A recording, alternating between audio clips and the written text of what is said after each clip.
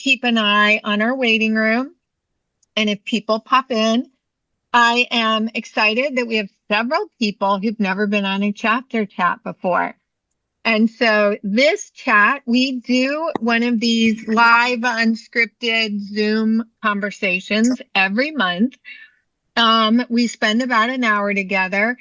I do my best to answer the questions that you submit, but more importantly, this whole group will also weigh in. And so we've got a lot of really good questions that you all submitted when you registered. I'm going to start with those and we'll go through, and that's sort of typically how it goes.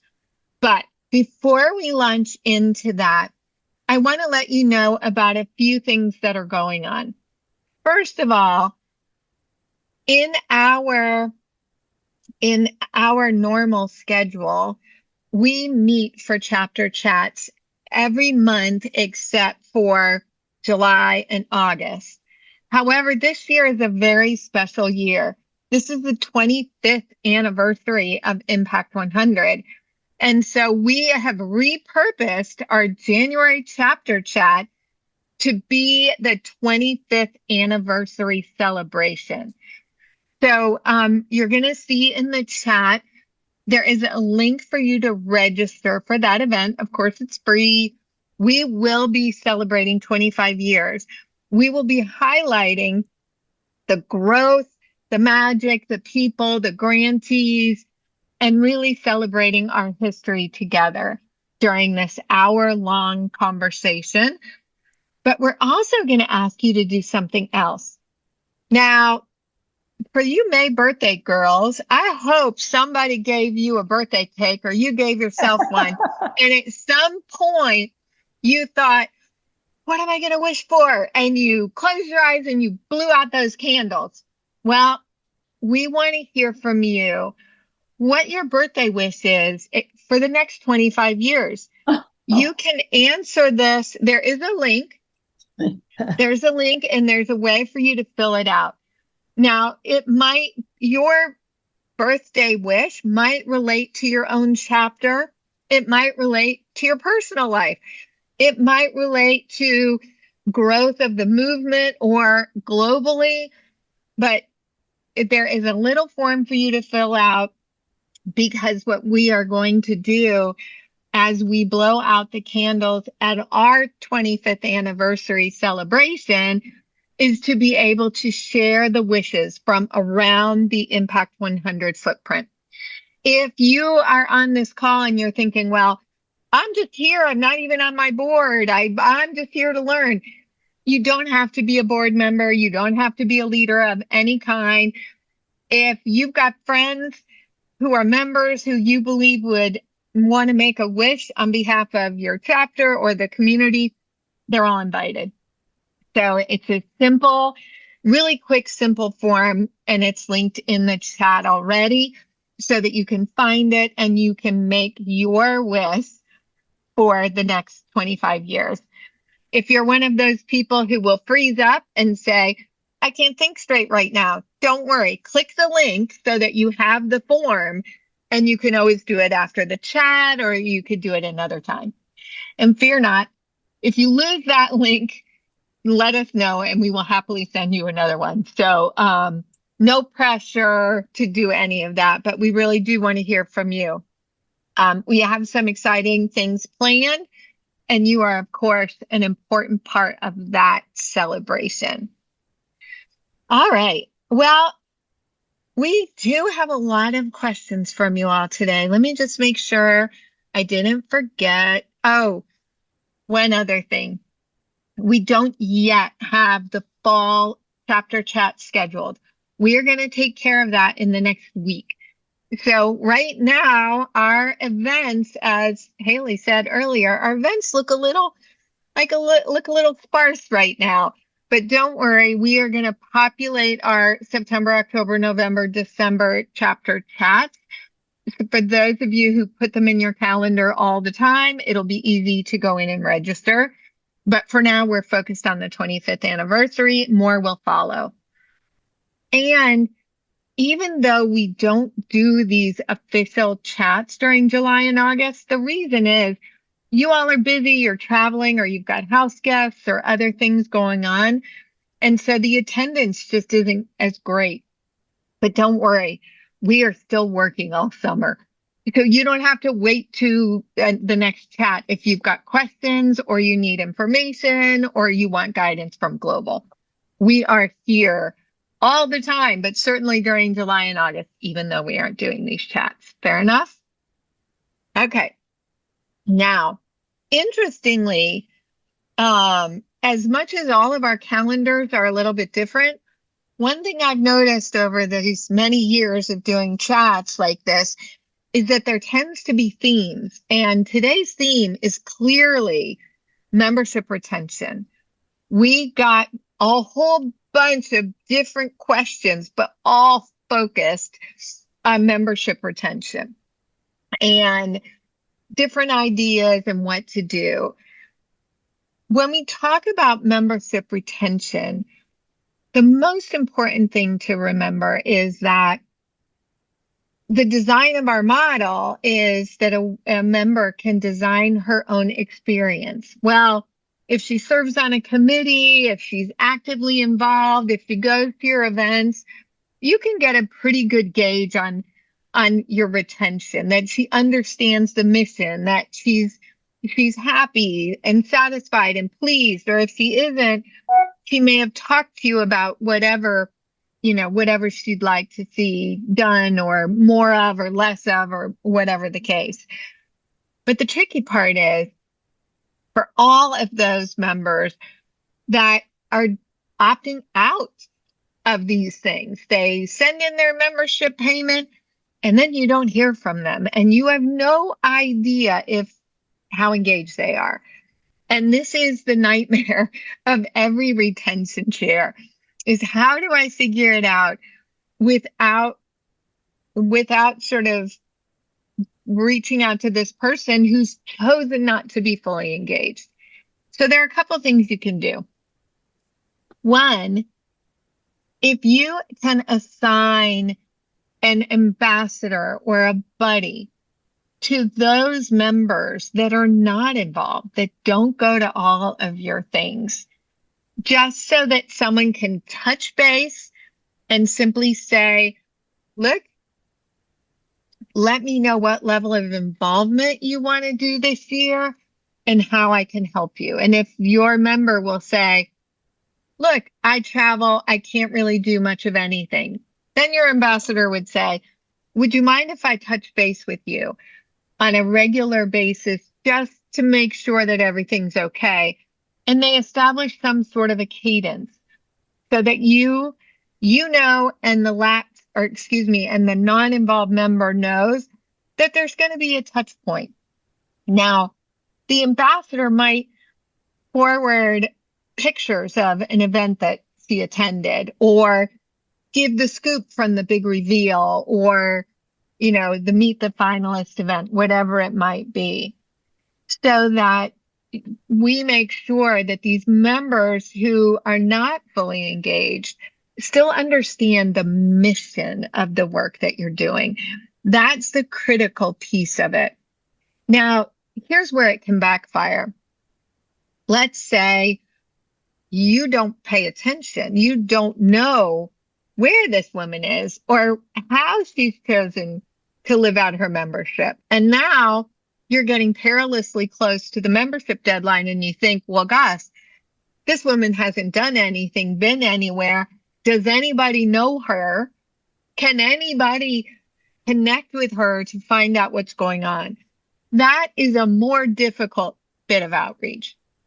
Ultimately, your message, if you can't find your individual members with a buddy, which in my opinion is the best way to do it, then understand that all of your communications, no matter the time of year, that you remind people that current members who are actively engaged, those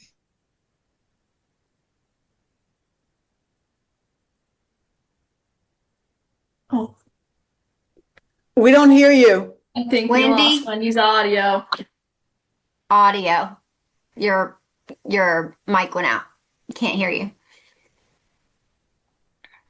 So right. while Wendy works on that, um, I'll mention one other thing on the same along the same lines what Wendy was talking about, checking in with people who are not engaged. One thing that we've done in Atlanta this year is when we had people sign up or renew, we asked a question. We added it to the membership form.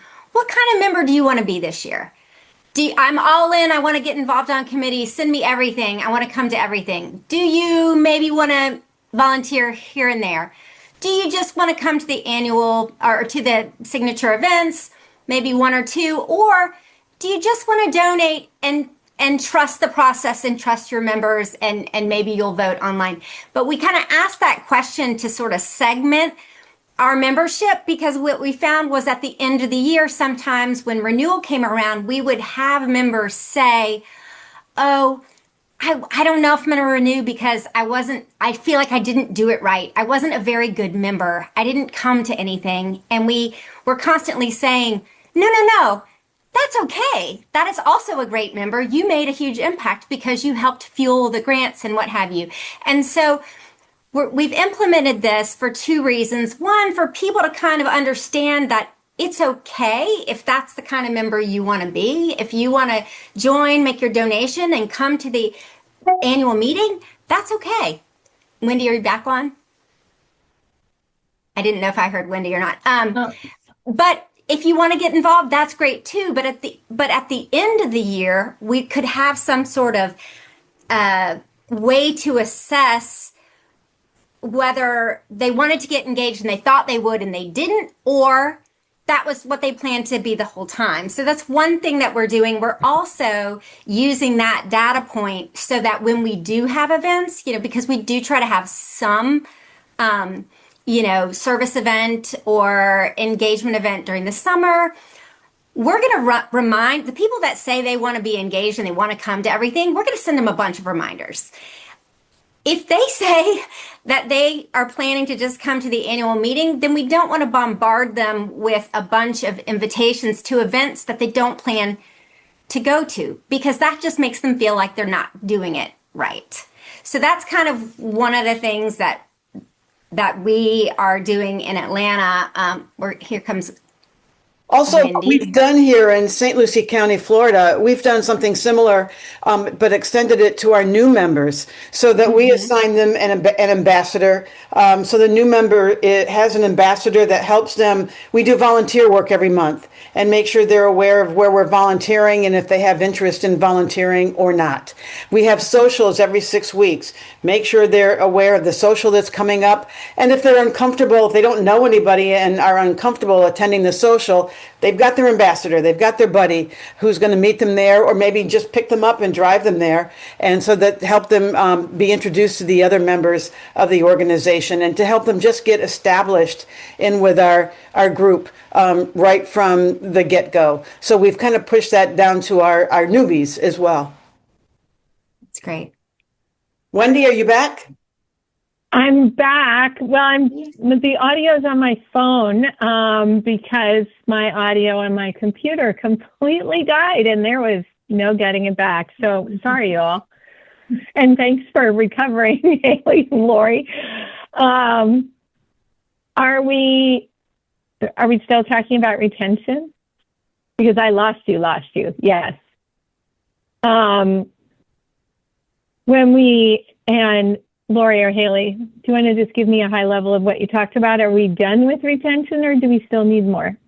So I had just made a point that in Atlanta, we're asking a question at the beginning of the year. What do they envision for their experience? What kind of member do they want to be, to make sure we're setting that expectation at the beginning that different types of memberships you're still making an impact, and it's okay to maybe just come to the signature events, or it's okay if you even just want to donate and vote, so that at the end of the year, there's not a sense that they didn't do it right, because they can choose which way they want to do it. And then we also had the example from St. Lucie about the ambassador program and assigning ambassadors to, in particular, to new members to ensure that they have someone to meet at events and things like that. So I think there may be other, Awesome.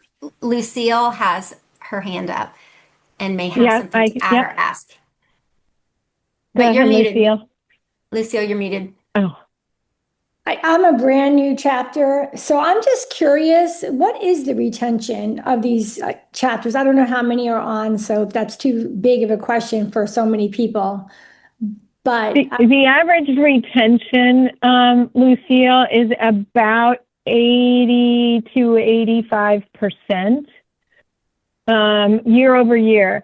Now, you're a startup, and for your purposes, you know, sometimes we see first year, people are saying, oh, it's your first year, I want to support you. So some chapters will see a dip after year one into year two, and then you sort of level off. Other chapters just kind of keep growing.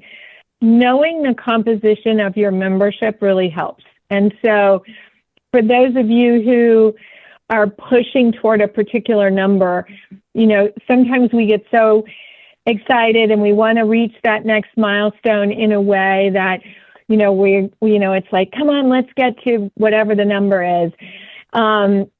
If you're calling in a lot of favors and you've got this sort of last minute push, understand that the next year, some of that retention might be a little tricky. And so you really have to be focusing on membership, you know, more than just the height of recruiting season to make sure that it doesn't drop too much. When we think about retention, the idea is that every member matters. And I recently had a conversation with one of our chapters, and we were talking about members that lapse. So they were a member in year 3, but now it's year 4 and they're not a member anymore. And now in year 5, you're trying to get them back. Stay in contact with any of your chapter members that don't return, and always include lapsed members as a part of the community, that there's no shame. There's nothing wrong with having to take a year off for whatever reason or a couple of years off and then coming back into the fold. When we normalize and socialize this idea, it's not that we're encouraging people to take a year off, but we're giving them grace that if for whatever reason they need to, that it's not like they can't come back, or if they come back, people are going to give them side eye in any kind of way. That's really important, is to always foster a really welcoming kind of an environment. When we talk about retention, you know, a lot of your questions involved what kinds of events to have and how to really get them engaged. And I would say when we talk about membership and bringing, you know, making sure that people are connected, continue to offer moments and messaging that connects your entire community to the mission of what you're doing. And so when we say that, maybe it's a grantee story from, you know, a couple of cycles ago, where now they've fully spent the money and the thing that they got funded is operational. Being able to tell a story, being able to perhaps even do a site visit, or, you know, find a way so that those past grantees are telling a story. It can be in your newsletter, it can be in your social media, and it can be as, you know, as personal as you want. Whether it's sort of that connective tissue of an ambassador or a buddy that stays close to those members, you want to make sure. I will tell you that I have a very good friend, and she joined Impact 100 when she didn't live anywhere near any of our chapters. And she joined just as a friendship to me. And she would join whatever chapter on my actual birthday. and then tell me for your birthday, she would say, for your birthday, I joined this chapter. Well, chapters got so worried that she wasn't involved. She kept getting all of these invitations to this event and this event and this event. And she finally said to me, not them, because people don't always give you feedback. She said, you know, I feel like I'm doing it wrong. I just wanted to be a member to support you, but every newsletter and every message has new opportunities for me to get involved. And I keep saying, no, I can't. No, I'm not. I don't live there. And she said, it doesn't change the message. So be mindful of your messaging. A couple of things that are related to this when it comes to retention is if someone stops giving and no one notices, then they start to wonder whether their membership had any value in the first place.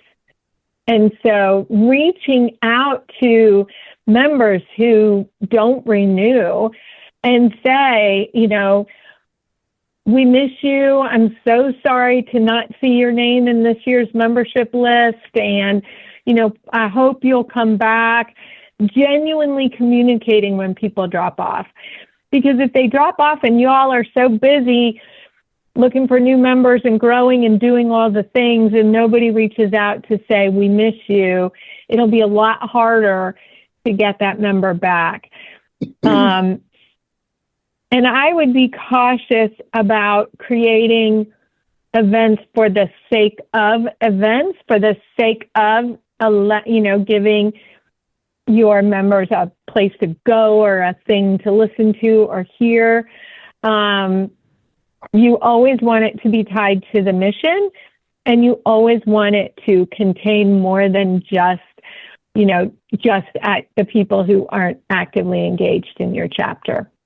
For those who are engaged in your chapter, make sure that when people show up to events, and even if it's a really casual event, like we're all going to meet at the farmer's market and do X, or we're going to go for a walk, or whatever it may be, make sure that everyone feels welcome, that there is someone there who's introducing themselves, making connections, making sure that every woman doesn't feel like they're the outsider and this group of women all know each other.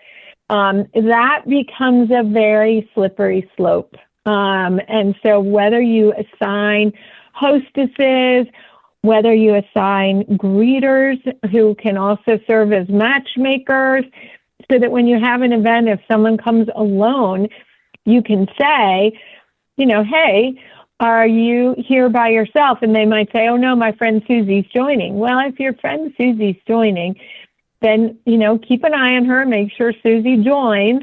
But if you see people who are not otherwise engaged, not only as a leadership, do you want to empower your board and your volunteers, your membership to say, listen, if you see someone at an event who doesn't seem to have anybody around her, be that friend who comes and invites her to eat lunch at your table, because nobody likes the feeling of being sort of the odd woman out. And all of those very small things, it's like the lessons you learned from middle school lunch table. These are the things that can really shape the experience of our members.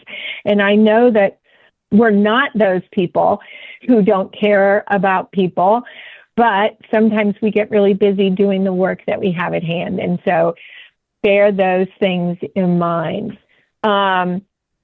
Anybody else want to talk about what they might do to retain members that they found to be particularly successful? I'm not seeing any hands up here, but I do think that recognizing that it's much easier to grow your chapter if you can retain the current members you have. Sometimes it feels more important or sexier to be out like, oh, we went in this whole new area and we're getting these new members. And that's fantastic. More power to you.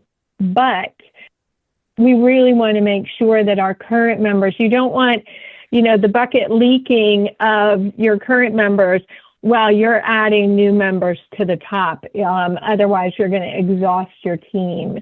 And so the more that you can do to make sure that people feel connected and they feel honored and an important part of what we do is key.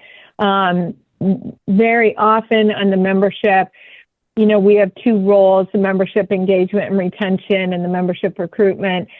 Very often we'll kind of look at your membership and say, who are our at-risk members? In other words, does anybody know this person? Has anybody seen this person? She hasn't registered for anything. How do we connect with her? And so you really want to make sure that you're doing as much one-to-one connection as you possibly can. Make sense? Awesome. One more call for any retention strategies you love.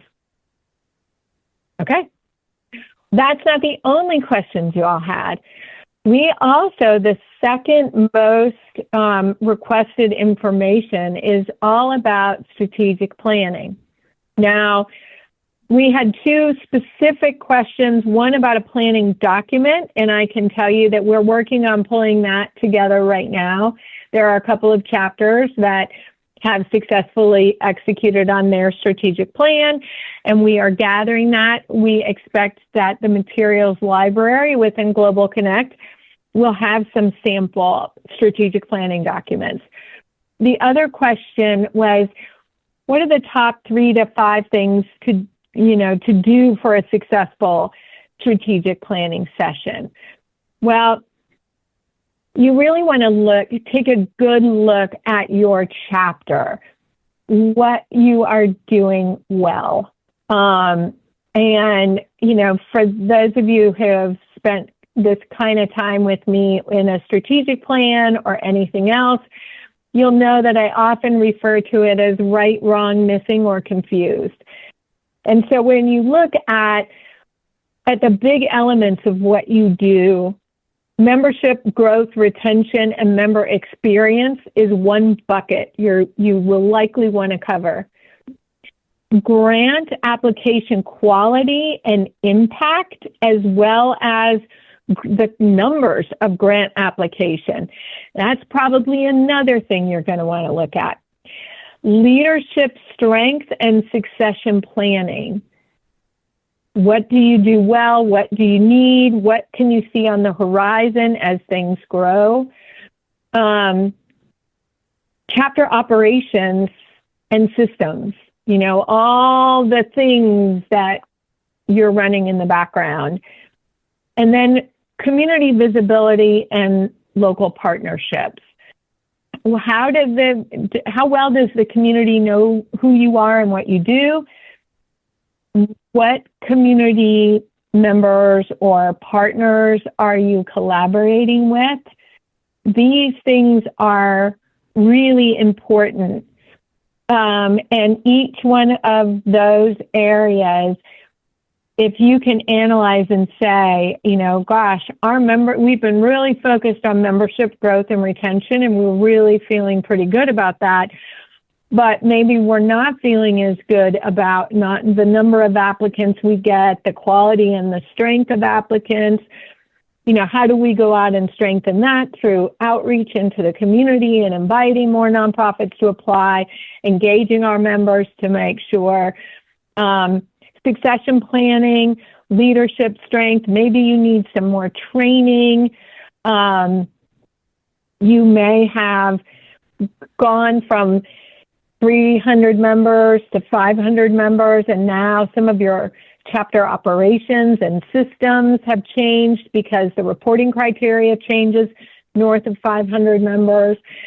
So these are the things that you look at, and you can certainly, in your strategic plan, cover all, how many were that?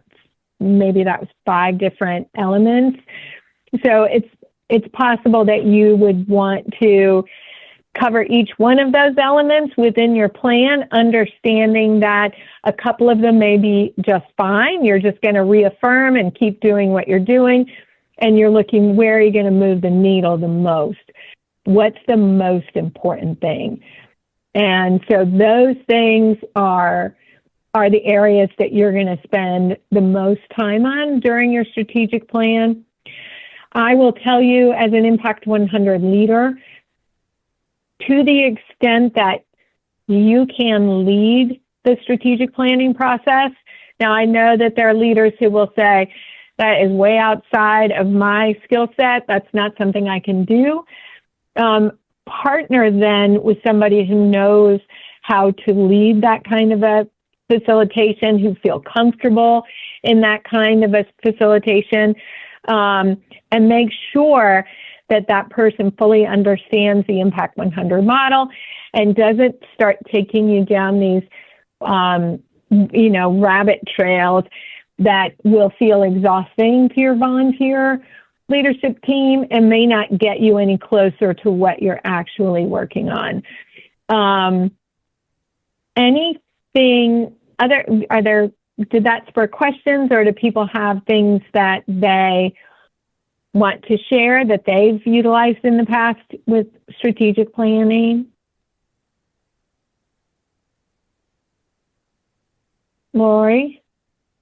The only thing that I was just going to say is I think, especially new chapters, and I'm just thinking about the first couple of years in Atlanta where we thought a lot of really, really great ideas about what we needed to do, but we had there were so many great ideas of things that we could and should do that would make things better.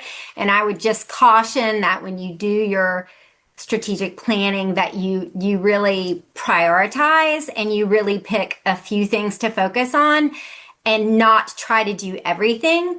But one way to kind of honor people's ideas is to have a place that you're going to collect and keep those really great ideas for later, like future impact, kind of like parking lot. Like, this is a future impact idea that would be amazing to implement,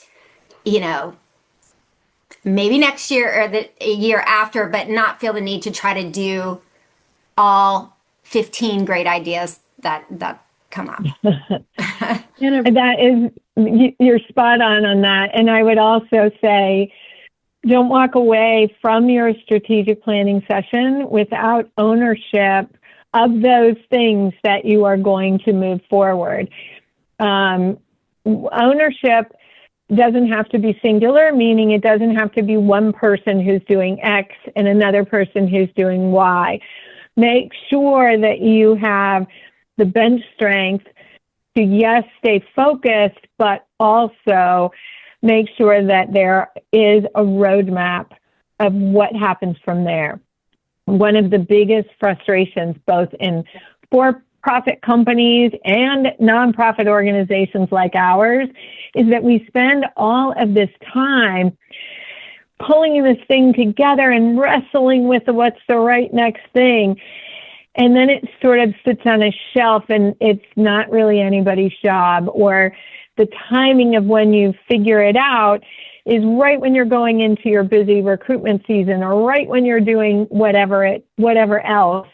And so make sure that you time your strategic planning session during a period where, for example, if you're quiet in the summer, doing the strategic plan now will allow a little bit of execution during the summer when you're not maybe, pulled in with a lot of other priorities. Wherever you were, I know y'all don't have a slow season, but wherever that little glimpse of a slow season is, aligning that that plan to be able to launch during that period is also going to be really helpful to you. Any other thoughts or questions on strategic planning. Okay. Well done. Now, let's see. We have other questions. So, we had a question about your membership directory, both of your members and member-owned businesses or professional services, and the list of members and professional services. And then the follow-on is also, are there member networking events? I would say, as it relates to the member networking events, I would just be really careful. These kinds of, a networking event is far enough outside of the work of Impact 100. And y'all have heard me say, the risk reward, the risk of doing some sort of a networking event so that the women in your membership ranks who either, work for a company, own a company, represent an organization, and they think that coming to this event, they might get new clients or new what have you. I think that's a really slippery slope. I can tell you that in your chapter, I can pull out my crystal ball and tell you, in your chapter, you're going to have a whole lot of white collar professionals. You're going to have a lot of people in financial services. You're going to have a lot of people in insurance, in accounting, and they're all really good at what they do. And so as you look at these networking events, are you getting the right people in the room? Is everybody there to sell and no one's there to buy? Now, event aside, and I would really caution you on doing a networking event like that, but having lists of your members with a no solicitation agreement, like your membership list should be a safe zone so that you won't be solicited for your business just because you're a member of a certain organization. Now, you can separately list all of the businesses represented by your members, should you choose to do that. And if somebody within the membership sees the name of another member who also is providing a service or a product that they might need, great. They may go to their Impact 100 person first before they go outside. But I would just be really careful about doing too much matchmaking or too much of a focus on that. I think it's a great question, and I am sure you've been asked it more than once, but that would be sort of my cautionary tale. Any other thoughts or experiences that don't reflect that, or questions when it comes to that sort of thing? Okay. All right. Very good. Now let's see. Oh, this is a really good question. And it's funny because just last week I was in a conversation with another chapter and they brought up the exact same question. And the question was, I would love to hear what chapters are saying about these $100,000 grants. Is the amount still transformational after 25 years? Literally, I had that same conversation. And it's interesting because I get the question of, is 100,000 still transformational? I also get the question of, is $1,000 still a stop and think gift? And so here's what I'll say about those things. I think $1,000 is still a stop and think gift. I don't think, and I think it's accessible and attainable. Most chapters offer a higher level of giving so that if $1,000 is really not a stop and think gift and your members want to give more, they can prepay their membership for a number of years. They can give a little extra money to sponsor a woman who otherwise wouldn't afford to join. They can make additional donations to make an event more fabulous or to support the operational costs of your chapter. The thing that we see, however, when I look across the footprint is that we still have a number of chapters that offer a $500 membership. In addition, so like you could be a half member or you could be a whole member. There are a lot of reasons why I don't think that is a useful practice for chapters. Very simply because if I can get the exact same experience giving you 500 instead of giving you 1,000, I would give you 500. And now that means your leadership team is chasing more women to get to the same dollar amount that you used to get. And so I'll say that 100,000 is still transformational. In fact, in our chapters, we're actually seeing a little bit of a shift in looking at what to do with the smaller dollar amounts that might be left over. So you have 357 members. They would give three $100,000 grants. And then there are chapters who say, for the 57,000 that's, quote, left over, they would divide it into 3 or 4 or 5, whatever they choose, and offer small grants to local nonprofits who otherwise couldn't qualify for $100,000. It will be interesting to see. I suspect, and it just hasn't happened yet, but I suspect we will see chapters that will lean into increasing the membership amount in certain communities because they feel like it's going to be a better reflection in their community. And instead of $1,000, maybe it's $1,500, which means instead of $100,000, it's $150,000 that they're giving away. I would imagine there might be chapters that decide to give that a try.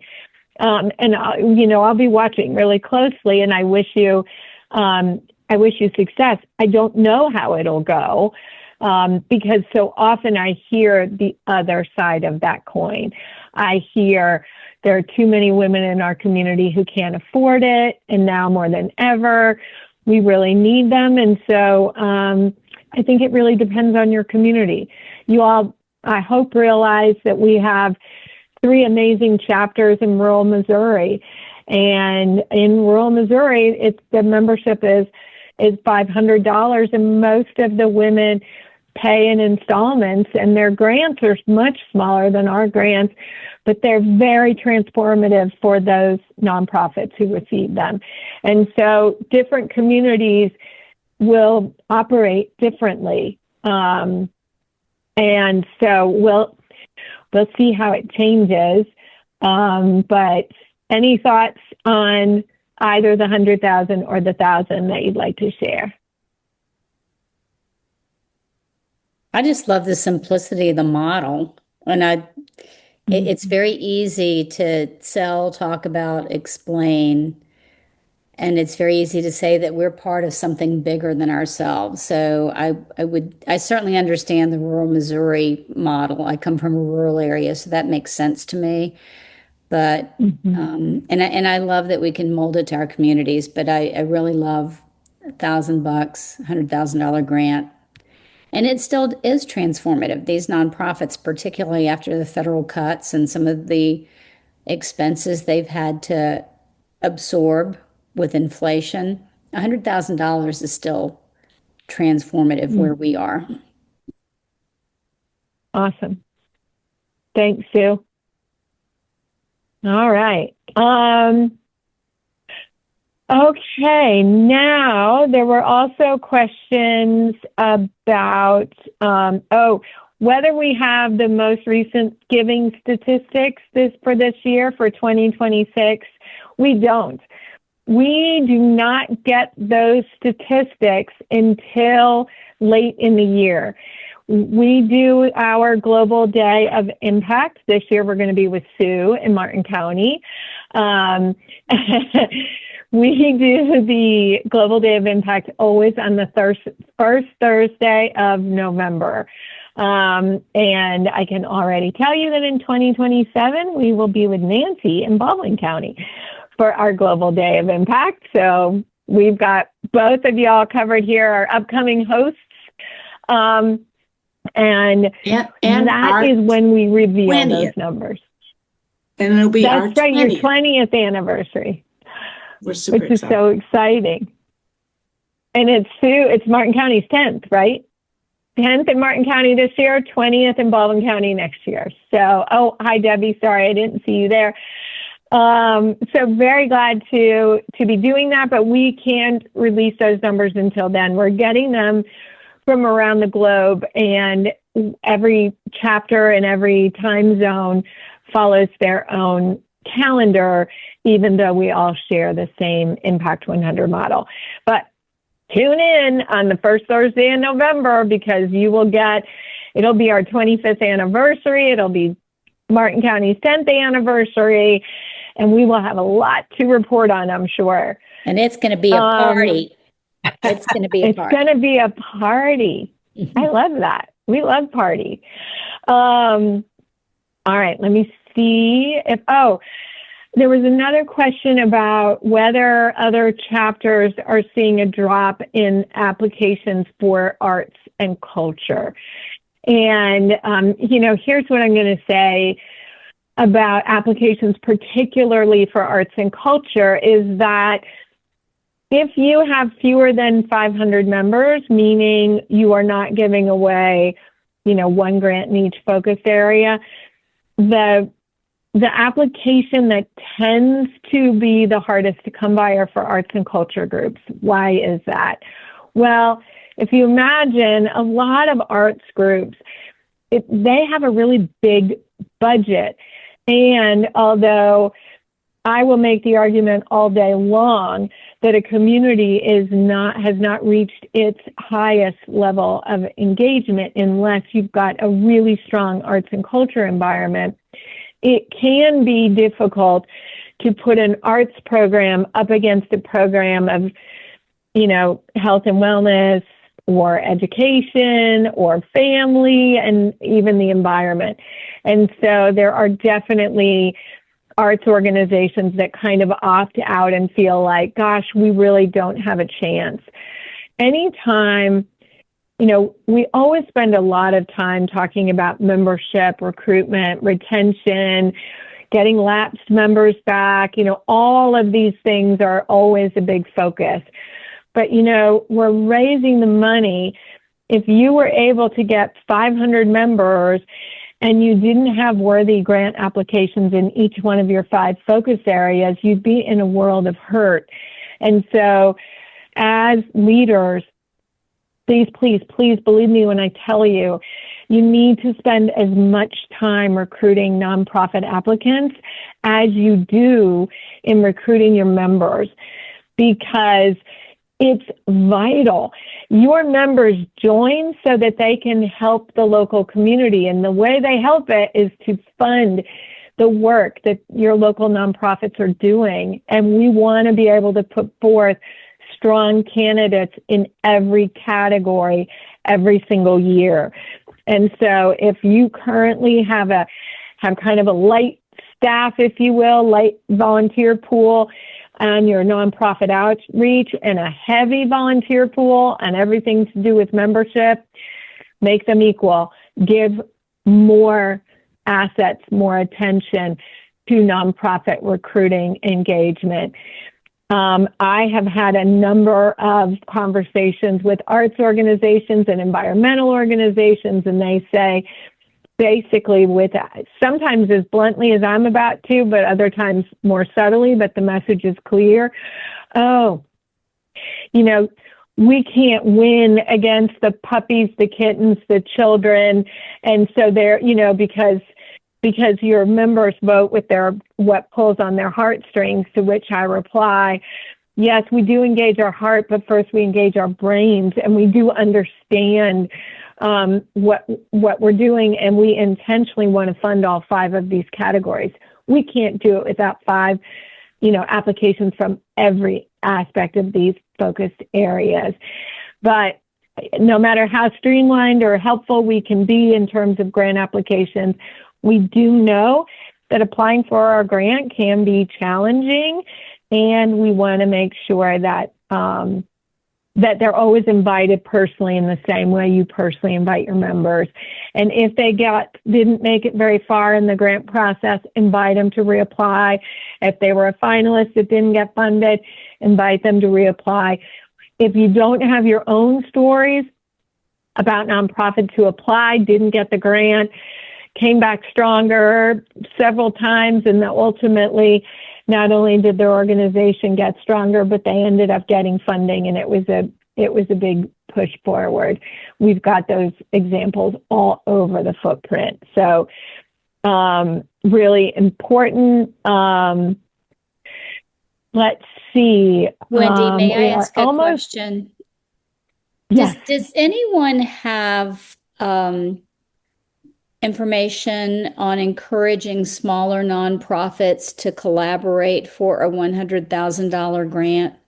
We have lots of small nonprofits that don't really have a bandwidth for $100,000, but it would be my dream to see a couple or more small nonprofits come together. Do you have any examples of that? It's very difficult to have two small nonprofits come together because of our eligibility criteria.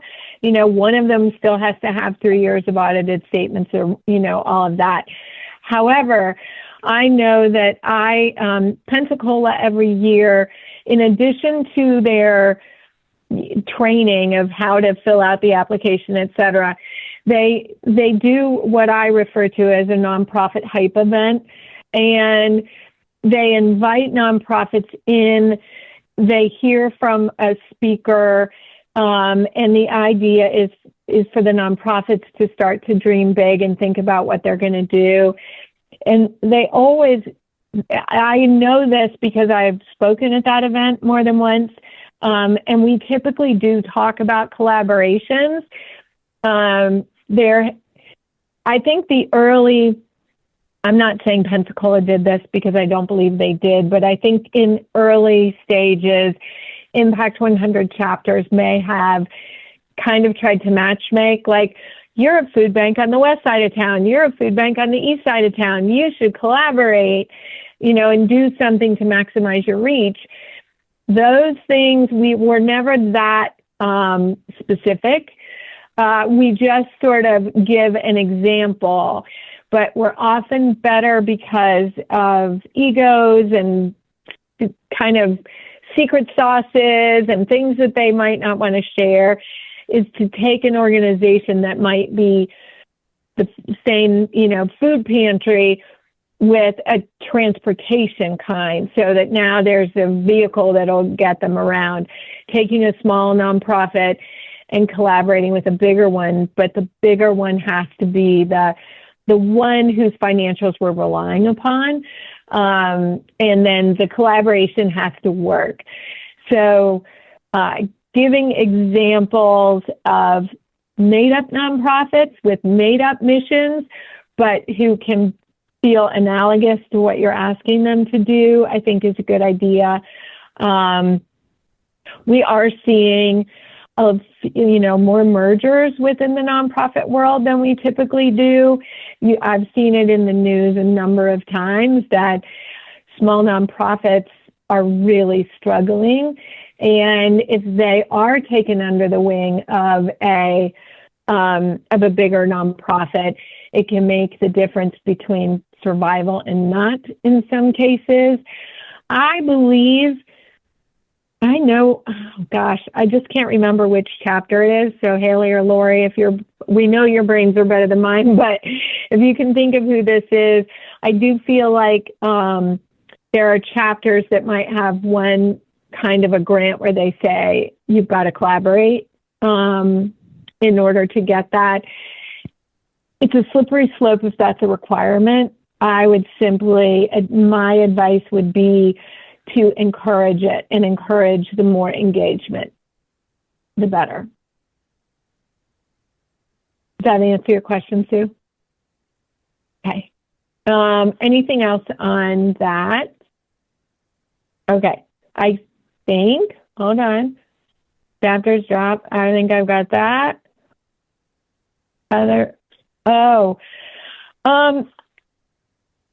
This is another question. Do other chapters have a procedure in writing on how to handle a tie vote if it were to occur?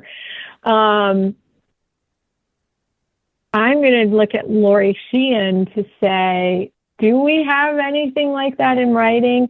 In most cases, if you do rank voting, like the Impact 100 rank voting, not what you might read about on the internet, it should avoid a tie. But Lori, I feel like if anybody has a resource, it's going to be you.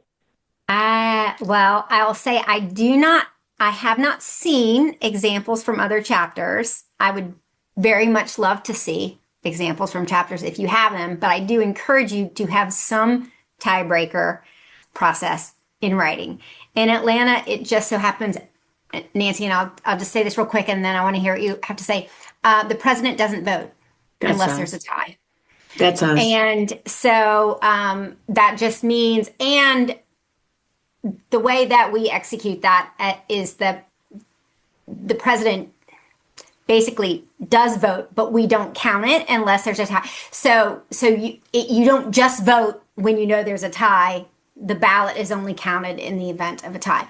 But that's certainly not the only way to do it. But you do need to have a way to resolve in writing. So Baldwin does it. Martin County, what were you going to say, Sue? Well, we just put it into place this year because preliminary voting every other day we had a tie, and we gave out 5 grants and we had a tie for fifth. One day it was 3-way tie for 5th place.